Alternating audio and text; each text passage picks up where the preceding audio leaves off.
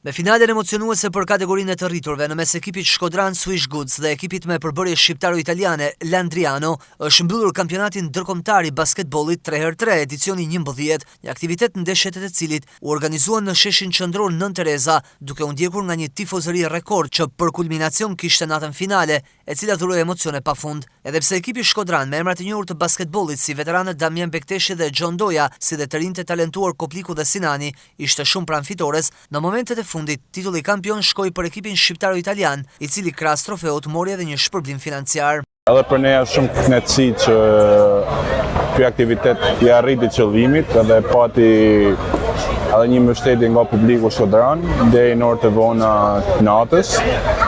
Dhe shpresojmë të rikthehemi edhe me aktivitete edhe më të bukura vitin tjetër. Edhe shpresojmë që Shkodrës të shtohen kështu lloj aktivitetesh. Ta drejtën është bajegi e vështirë të pas parasysh që ky aktivitet kërkon një përgatitje rreth 6 mujore për të qenë një aktivitet pothuajse perfekt, sepse s'mund të themi që çdo gjë shkoi ashtu siç duhet, por po themi 95% e aktivitetit ishte shumë pozitive. Ditë më të vështira janë gjithmonë ditë para aktivitetit dhe gjatë, sepse është montimi i gjithë timin i stadiumi në një kohë rekord prej 12 orësh. Bas asaj që tregunin në fushë, merite plotësisht Andreano. Pavarësisht se ndeshjet grupeve kishin humbur kundër një ekipit që ka konkurruar në kategorinë U18.